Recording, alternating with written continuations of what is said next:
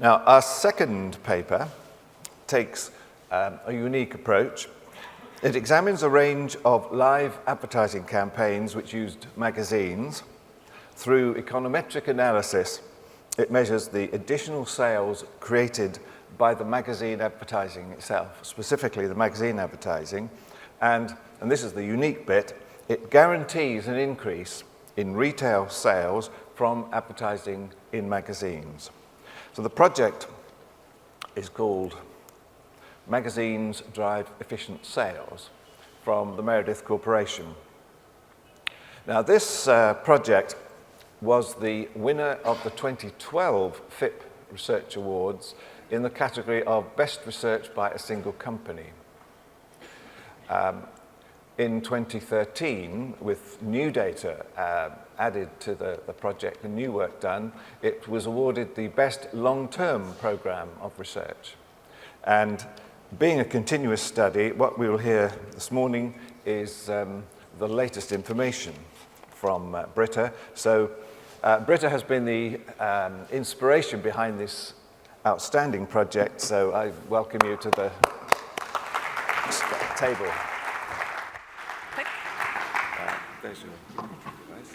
Thank you very much, and thank you for having me, both to Guy and to Chris Llewellyn for inviting me back. I'll try to present 2 years worth of research in 15 minutes, and I'll try to talk slow enough so you'll understand it. So thank you again. So I'm going to talk to you about two things today. One is to give you an overview of what we've done at Meredith over the past 2 years in this program where we're measuring the impact of sales. And then I'll take you through what I think is a very unique case study with one brand who had absolutely no advertising before and ran in magazines, and we can show you what the impact of their sales was with only magazine support. So we've been hearing a lot at this conference about what keeps marketers up at night. We haven't talked too much about the proof of performance area and the importance of accountability. And it's wonderful to be in a session where we can actually focus on the results.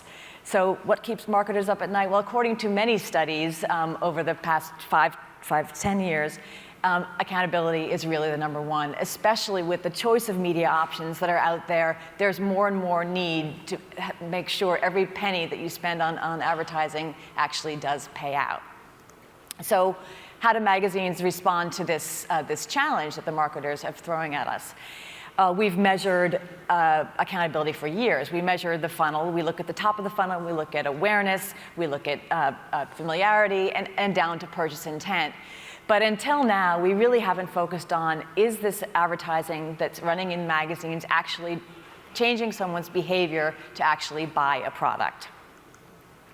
So I'm going to take you through the methodology, and I like to think that the methodology is easy to explain, and it's only one slide. And the reason it's easy to explain is it's a very simple idea. And the idea is it's a test and control methodology. So we're actually taking the subscribers to the magazine. So for those of you who don't know Meredith, we publish magazines such as Better Homes and Gardens and Parents and Fitness.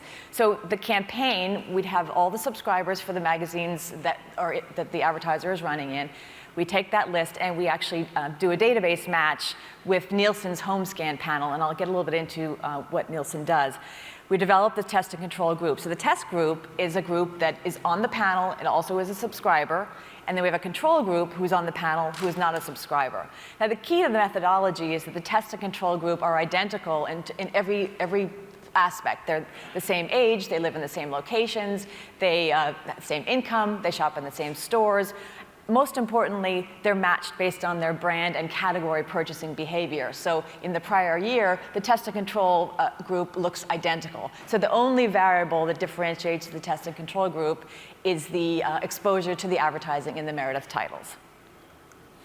So the home scan panel, for those of you who aren't familiar with it, is a panel of about 100,000 households it's nationally projectable in the US, and these households agree to scan every product that they buy. So when they come home from the store, whether it's a Walmart store or a grocery store or a drugstore or the local store down the street, they come home and they take their product and they use this little wand and they scan every product they have. So Nielsen has a track of everything they've purchased, not only on that day, but what else they purchased in that basket, how much they spent on it, and what they've been purchasing over the past year. So when we look at this test and control group, we're looking at we understand what they've been buying for the past year. So when we first did the study, we had 14 brands that we were testing. And you can see on the slide here, we crossed a few categories. We had a number of brands in the food category. We had over-the-counter drugs, beauty, and household goods. And in every single example, the sales in the test group, which is the darker bar, had an increase over the sales in the control group. So there's a range from all the way up to 36%, 3% being on the low end. So every single one of the brands saw an increase. So we were thrilled with our first year's results. So once we had that, what do we do next? So this is a decision made by the sales management at Meredith, not by the research group, but they decided that sales are so good, we're going to guarantee it. So the campaign, after a year of doing this work behind the scenes and research, we said we're going to guarantee an increase in sales for advertisers that spend a certain amount of money with us and run a campaign over the course of the year.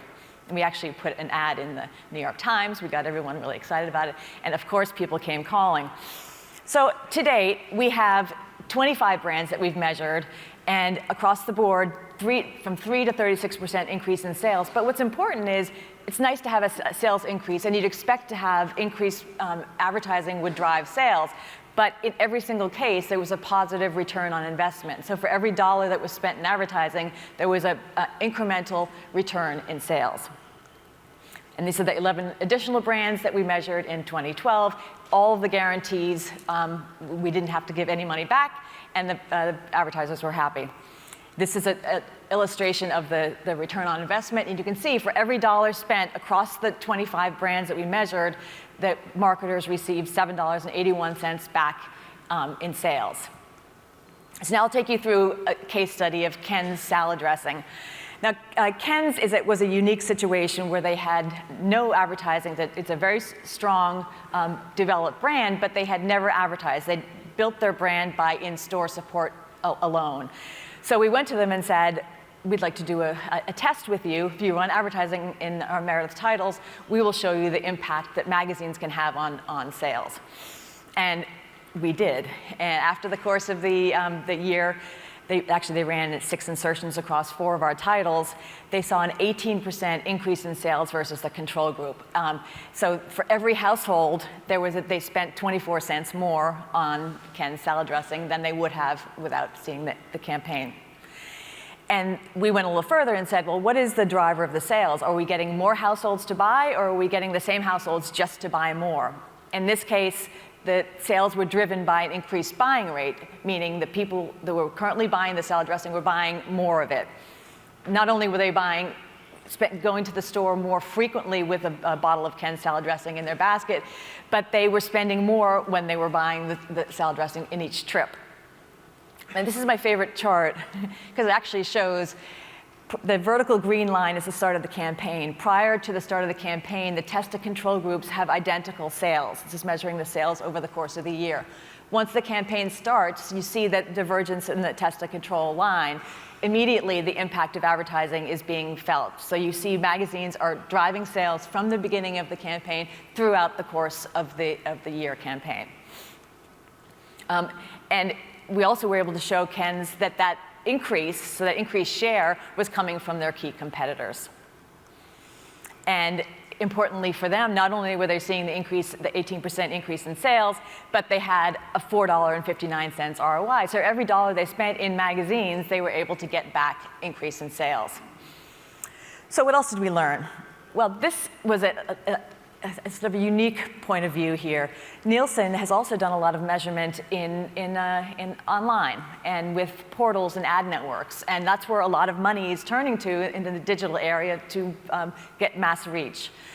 So we looked at 864 studies that Nielsen had measured and showed the average ROI on those ad networks and portals was $2.79.